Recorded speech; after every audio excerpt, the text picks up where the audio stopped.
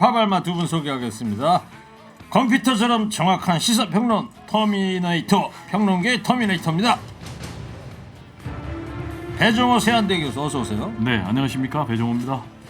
평론계 기다리 아저씨 미스터송입니다. 송국권 영남의 본부장 어서 오세요. 안녕하세요. 날씨 추운데 잘들 지내고 계십니까?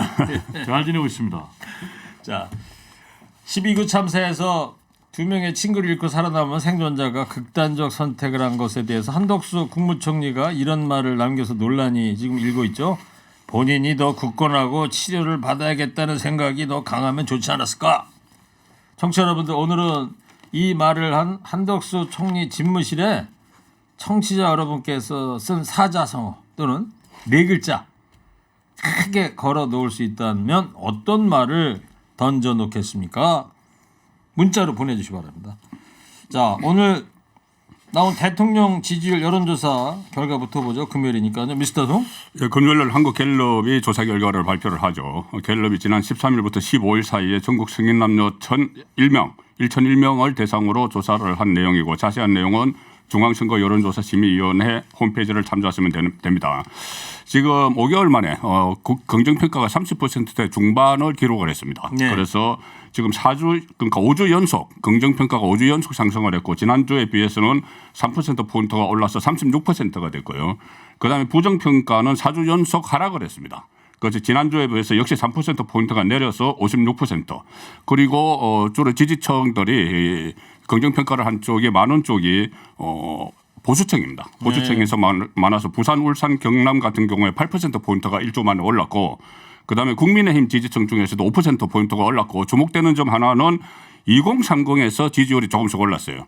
20대에서 2%포인트가 올랐고 30대에서 5%포인트가 오르는. 네. 그래서 전체 지지율을 견인을 했다. 지지층에서는요? 야당 지지층도 더불어민주당 지지층이 지난주에 3% 지지했거든요. 그런데 이번에는 7%로 어느 정도는 지금 회복이 되는 상황으로 가고 있죠.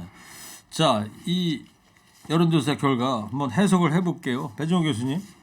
네, 일단은 이제 계속해서 4주 연속 상승한 것은 사실이죠.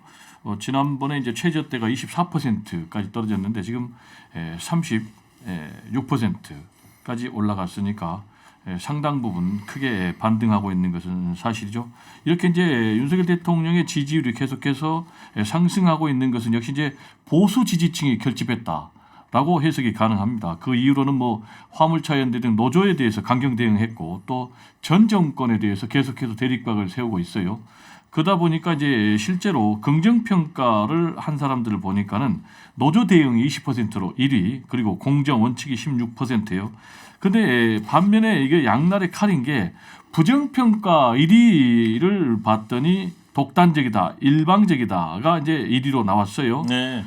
그리고 이제 또 하나는 중도층은 여전히 이제 전체 지지율보다 좀 밑돌고 있는 이런 상황이거든요. 그래서 단기적으로는 보수 지지층이 결집하면서 지지율을 상승하겠지만은 장기적으로 중도층이 돌아오지 않는다면은 다가오는 총선에서 크게 패배할 가능성이 높거든요. 실제로 이제 총선에서 과연 그러면 이제 정부 여권을 찍겠느냐, 야권을 찍겠느냐라는 여론조사를 보면은 견제하기 위해서 야권을 찍겠다라는 것이 이제 49%, 그리고 또 정부를 지원하겠다는 게 36%니까 이 부분은 앞으로 또 어떻게 극복해야 될지 남아있는 숙제가 아닌가 생각이 됩니다. 송 본부장님.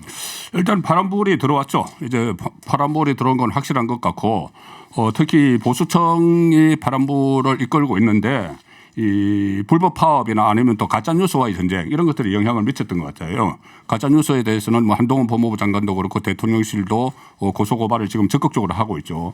그리고 또 민주당이 이재명 대표 보호를 위해서 거기에 좀 올인하는 이런 모습들이 또 반사적으로 그 반사 이익을 좀 얻는 것 같고 네. 또 하나 저는 이 도어 스태핑을 중단을 했지 않습니까?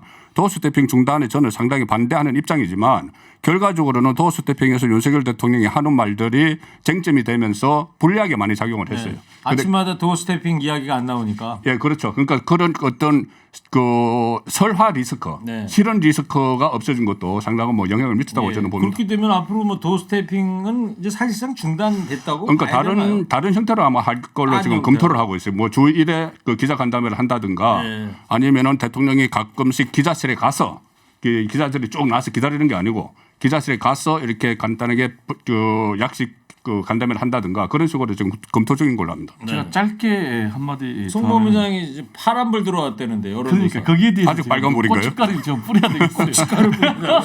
빨간불이다 이런 얘기입니까? 아니, 왜냐하면 제가 네. 액면 그대로 윤석열 대통령이 48%로 당선이 됐거든요.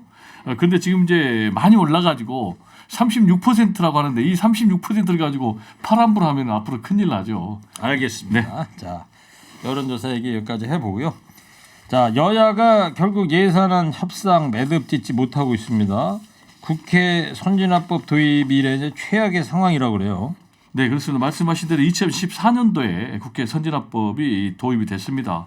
그래가지고 대부분 이제 법정 시한 12월 2일 날 처리가 됐고 아무리 이제 늦어도 정기국회 회기 안에는 다 처리가 됐습니다. 그러나 이제 이번은 세 번의 기회를 모두 놓쳤습니다. 첫 번째로 법정 시한 12월 2일 넘겼고요. 그리고 정기국회 회기 12월 9일 넘겼습니다. 여태껏 한 번도 넘긴 적이 없었는데 이번에 넘겼습니다. 그리고 이제 세 번째로는 12월 15일 날 김진표 국회의장이 마지노선이다라고 정했는데 지금 이것조차도 넘겼어요. 어제죠, 15일이. 그렇습니다. 그러면서 이제 이 과정에서 김진표 국회의장이 중지안을 냈지 않습니까? 네. 최후 통첩인데 중지안 직후에는 여야 원내대표들이 일단 긍정적인 반응을 보였어요. 그리고 곧 이어서 민주당의 이제 이재명 대표는 기자회견까지 열어가지고 수용하겠다. 그런데 이제 주호영 국민의힘 원내대표가 입장을 돌변해가지고 수용을 거부를 했거든요. 아무래도 좀 대통령실에 영향에 따른 것이 아닌가 이렇게 생각이 됩니다. 그래요. 주호영 원내대표가 언발에 오줌 넣기다 1% 깎는다는 건 이런 얘기를 하는데 왜 수용을 하지 않는다고 보세요? 지금 배 교수께서는 대통령실과의 교감이다 이런 해석을 내놨는데요. 물론 대통령실과 교감하지 않을 수가 없죠. 어떻게 그것을 대통령이 뭐 지시를 했다기보다는 윤석열 대통령이 한덕수 국무총리와 그 주례 회동에서도 그 법인세 이야기를 했어요. 법인세가 너무 우리가 가하기 때문에 이것이 대기업만을 위한 것이 아니고 중소기업도 다 영향을 받아서 경제 활력이 된다. 그런 이야기를 했기 때문에 그것을 뭐 여당에서는 대통령의 그런 인식을 공유를 해야죠. 그거는 당연한 거고 지금 하는 것은 물론 그 법인세 이야기도 법인세 이야기지만은 그 전에 1% 내지 2% 이야기를 했었거든요. 인한 국민의힘에서도. 그런데 1%로 한 건데 이거 외에 여러 가지가 있습니다. 다른 법안들도 있고 특히 인사정보관리단 예산이나 그 경찰국 예산 이것을 삭감을 하고 김준표 의장이 그 운영 자금을 예비비로 하자 이렇게 했거든요. 그걸 예비비로 해버리고 예산에 안 하면은 지금 이미 설치돼서 운영을 하고 있는 건데 네. 이게 위법적인 기관이 돼서 인사검증도 위법이다 이런 그 나중에 그 저기 혼란이 올 수가 있어요. 그렇기 때문에 이런 문제도 같이 해서 이 1% 안도 받아들이지 못하겠다고 이야기하는 거죠. 네, 알겠습니다. 여야가 하여튼 뭐 대치를 하고 있는 상황인데, 자 국민의힘 주호영 원내대표는 이 대통령실의 입장은 없다, 당이 알아서 하라고 했다 이런 입장을 냈는데 민주당은 이번 결정에 대통령실 입장이 반영됐다고 주장하고 있고 어떻게 보세요? 대통령실의 입장이 이제 강하게 들어갔다고 봐야 되겠죠. 왜냐하면 제가 아까 말씀드린 대로 김진표 국회의장의 중지안에 대해서는 주호영 원내대표도 일단 긍정적인 반응을 했는데 갑자기 바뀌었거든요. 이렇게 된 데는 이제 윤석열 대통령의 의지가 개입을 했다고 볼 수밖에 없고요. 왜냐하면 이제 총리 주례 회동에서도 대기업 감세를 강력하게 강조를 했고 또 어제 국정과제 점검 회의에서도 이른바 이재명표 민생예산이라고 할 수 있는 공공임대주택에 대해서 강하게 비판을 했거든요. 네. 이런 점들이 이제 대통령실의 입장이 반영된 것으로 봐야 되겠고 실제로 지금 대통령실 관계자에 따르면은 핵심 쟁점 두 가지에 대해서 다 부정적입니다. 하나는 이제 대기업 또는 이제 이런 뭐 거대 기업의 법인세율을 1% 인하하라는 이제 중지안에 대해서도 안 된다. 최소 3% 인하해야 된다라는 그런 입장이고 또 행안부의 경찰국 또 법무부의 인사정보관리단 예산 같은 경우도 김진표 국회의장은 예비비로 일단 지출하자 했는데 이것도 안 된다라고 틀었기 때문에 일단 대통령실의 입장이 반영된 것으로 보여지는데 문제는 정부는요 예산안 내 편성권은 갖고 있지만은 예산 심의 확정권은 국회가 하고 있거든요. 그러니까 지금 이제 민주당에서 그러면 대통령이 직접 협상을 하고 담판을 지어라라고 요구를 하고 있고 지금 뭐 국민의힘은 대통령 심부름꾼이냐 이렇게 지금 비판하고 있는 상황입니다. 네. 자 어때요? 이거 예산안 가지고 티격태격하고 있는데 어떻게 송 본부장님 극적 타결 가능성 어떻게 좀 없습니까? 어차피 예산안이 지금 법정 처리 기한도 지났고 정기국회에서도 못했어요. 사상 처음으로. 그렇기 때문에 이것을 금년까지만 하면은 올해 연말까지만 하면은 이 뭐 준예산 편성 안 해도 됩니다. 그래서 어차피 두 가지를 어겼기 때문에 네. 좀 더 심도 있는 노력을 해야 되겠죠. 그런데 이것이 지금 상황에서는 이 서로 대처를 하고 있기 때문에 어렵고 이것이 또 이재명 대표에 대한 뭐 사법리석 이런 것과도 연결이 돼 있어요. 직간접적으로 연결이 돼 있기 때문에 상당히 어려운데 아마 이 다른 사안과 같이 연계시켜서 타결시킬 가능성이 저는 있다고 봅니다. 네. 국정조사라든가 이것과 예산안이 연계돼서 뭐 이러면 다음 주라도 타결될 가능성은 있죠. 네. 민주당에서 배 교수님 네. 단독 수정안을 발의하면 그만큼 부담이 클 수 있고 국민의힘 역시 책임론이 있을 수 있을 것 같고 이런 상황 같아요. 그렇습니다. 이제 이 부분은 민주당도 상당한 딜레마죠. 지금 이제 최악의 경우에는 이제 단독 수정안 처리도 가능하다라고 얘기를 하고 있지만은 일단 여권이 어떤 결정을 내리는지를 보고 선택하겠다라면서 지금 박홍근 원내대표도 유보적인 입장을 펼치고 있는 그런 상황이거든요. 네. 왜냐하면은 만약에 야당이 단독으로 예산안 수정안을 처리할 경우에는 우리나라 헌정사에 처음 있는 일이기 때문에 거대 야당의 일방 독주 이미지가 좀 부담이 될 수밖에 없어요. 그리고 두 번째로는 감액은 가능합니다. 국회가. 그러나 증액을 하기 위해서는 정부 여당의 협조가 있어야 됩니다. 그렇기 때문에 이제 이재명표 민생 예산을 집행하기 위해서는 정부 여당의 도움이 좀 필요한 정부의 여당의 도움이 필요한 그런 상황이고 네. 그래서 이제 오히려 제가 볼 때는 당장 처리하는 것보다는 이 예산안 처리가 상당히 좀 장기화될 가능성이 있다. 그렇게 되면은 지금 민생과 경제가 어느 때보다 어려운 그런 상황 아니겠습니까? 그러면 이런 책임에 대한 비난이 국민의 힘이 더 커질 수밖에 없거든요. 그래서 계속해서 싸움으로 갈 건 아니고 지금이라도 빨리 여야가 좀 합의를 할 필요가 있다라는 얘기를 좀 드리고 싶습니다. 여기까지 듣겠습니다. 자, 아까 처음에 청취자 여러분께 질문 드린 거 있어요. 한덕수 국무총리가 본인이 더 굳건하고 치료를 받아야겠다는 생각이 더 강하면 좋지 않았을까. 이 12구 참사 생존자를 두고 숨진 생존자를 두고 이 말을 한 한덕수 총리 집무실에 청취자 여러분께서 쓴 사자성어 또 네 글자 크게 걸어 놓을 수 있다면 어떤 말을 추천하겠습니까? 문자 소개해드리겠습니다. 네 글자로 보내셨어요. 다들 내려와라. 그 다음에 또 입구 보초. 입구 보초. 입에 보초를 세워라 이런 뜻이 됩니다. 언어 도단. 말로 나타낼 수 없을 정도의 기막힌 상황이다. 손자라면. 네. 그 10대 소년이 손자라면 어떨 거냐. 이런 문자를 보내셨고요. 너나 잘해. 사과해라. 은인자중. 뇌를 거쳐. 입장 바꿔. 이런 의견들 보내주셨습니다. 자, 이 한덕수 총리 발언이 어떤 건지 먼저 듣고 오겠습니다.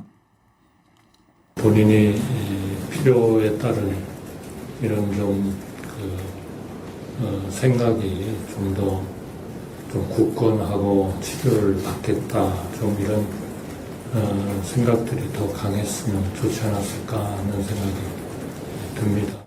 네, 송 부장님 어떤 그러니까 12구 참사와 관련해서 그 한덕수 총리가 설화를 한 게 이번이 처음이 아닙니다. 한 번 있었죠. 그때 외신 기자회견을 할 때 이 참사에 대해서 한국 정부 책임의 처음과 끝은 어디냐 이렇게 외신 기자가 물어봤는데 한덕수 총리가 웃으면서 웃음기 있는 얼굴로 그때 이 통역이 제대로 안 됐어요. 그래서 이 통역이 안 되는 책임의 처음과 끝은 어디나 이런 식으로 답변을 하는 바람에 상당히 그 곤혹스러워했는데 이것을 가지고 다시 또 이 문제에 대해서 비슷한 이 설화를 겪은 것은 상당히 옳지 않은 모양이죠. 그리고 특히 지금 그 국정조사를 앞두고 있고 그 내가 그 이상민 행안부 장관 그 해임 건의안까지 지금 처리가 된 이런 마당에 국무총리로서 더 조심했어야 됩니다. 네, 왜 제 얼굴 보십니까? 질문을 안 하고 말씀하시면 되죠. 한마디로 뭐 참 어처구니 없는 망언이니까 아마 우리 최일구 앵커께서도 할 말을 잃으신 것 같은데 있을 수 없는 일이죠. 지금 이제 아무도 책임지지 않는 그런 상황 아니겠습니까? 근데 지금 총리가 사실상 제 기억으로는 유족들이 공감할 수 있는 그런 대국민 사과를 했던 기억이 전혀 없거든요. 그리고 말씀하신 대로 망언에 가까운 실언은 한 번 있었죠. 외신 기자를 상대로 네. 뭐 실실 쪼개면서. 조금 전에 했던 네. 얘기고요. 그리고 또 네. 이번에도 보니까는 뭐 본인이 좀 더 굳건했어야 한다라는 그런 얘기를 했는데 얼마나 고통스러우면 그렇죠. 이 고등학생이 숨졌겠습니까? 성인도 아닌데요. 네. 그리고 이제 저는 정말 걱정되는 게 이 숨진 뭐 고등학생도 정말 안타깝지만 그 부모님들은 이 총리의 이런 말을 들으면은 정말 피가 거꾸로 솟지 않겠습니까? 그러면은 왜 이런 얘기를 했겠는가라는 부분이 저는 좀 궁금한데요. 한마디로 여전히 좀 정부는 책임이 없다라는 그런 인식을 갖고 있는 것 아닌가라는 것 하나. 네. 또 하나는 계속해서 책임을 면할 그런 국리만 하다 보니까 이런 발언이 나온 것 아닌가 생각이 되고 네. 이러니까 지금 민주당에서는 청문회 때 인성 검사를 좀 도입을 해야 된다라면서 비난하고 있는 상황입니다. 배 교수님, 근데 그 실실 쪼개면서 이러는 거는 좀 방송에 품격 있는 언어는 아닌 것 같고 매너하면 배 교수님이시니까 네, 그분의 매너를 그냥 묘사하다 보니까 웃으면서 이렇게 네. 살짝 그렇게 가는 걸로 죄송합니다. 하고요. 제 매너도 구겨졌네요. 자, 요거에 대해서 또 여권인 유승민 전 의원도 강하게 비판을 하지 않았습니까? 네, 그렇습니다. 이제 한마디로 전혀 공감 능력이 없다. 총리가 과연 할 말이냐? 공감 능력이 제로다. 이렇게 이제 얘기를 했고요. 당장 사과부터 해야 된다. 그리고 왜 이런 말이 나왔느냐 하면은 아까 말씀드린 대로 책임 회피만 할 생각을 하다 보니까 이런 말이 툭 튀어나왔고 생존자 그리고 희생자 유가족들에 대한 2차 피해를 좀 막아야 되고 또 유가족들이 6가지 요구사항을 내놨거든요. 철저한 진상규명과 책임자 처벌 그리고 또 유가족들의 소통 이런 요구는 좀 즉각적으로 정부가 들어줘야 되는 것이 아닌가 생각이 듭니다. 네. 자, 관련해서 또 민주당 이재명 대표도 참사 관련 여당 인사들의 이제 발언을 비판하기도 했습니다. 자.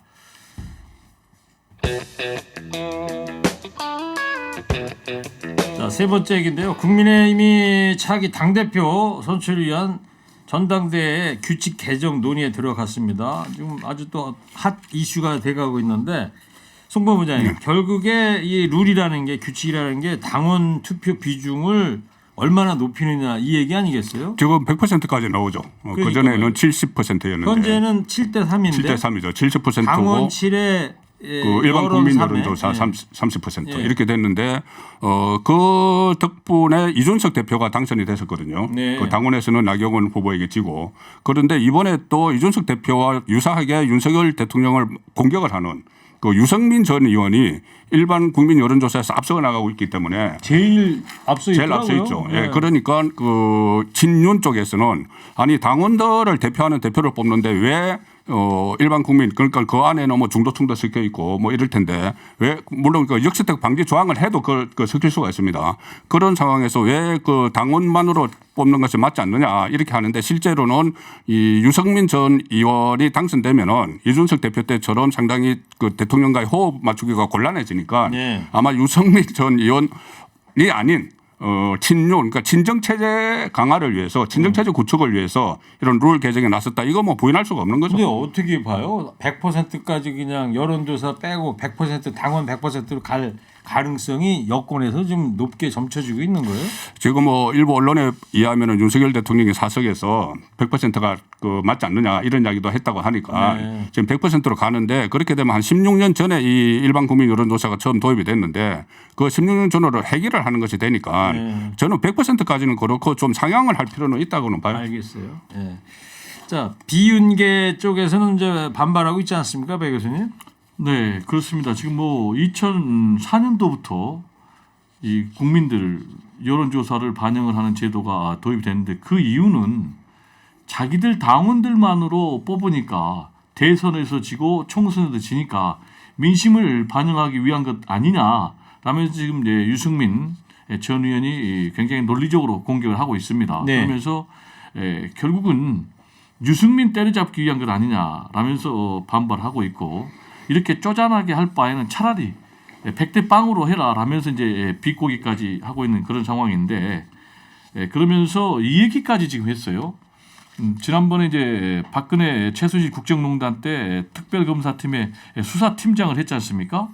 그때 박근혜 전 대통령의 최종 징역이 22년 확정이 됐는데 공천 개입 관련해 가지고 징역 2년형을 받았거든요. 그러면서 윤석열 대통령에게 경고하는 이런 부분까지 나왔고요. 그리고 이제 김웅 의원 같은 경우는 이제 전대 룰 변경하는 것이 결국 이제 유승민 공포 때문이다.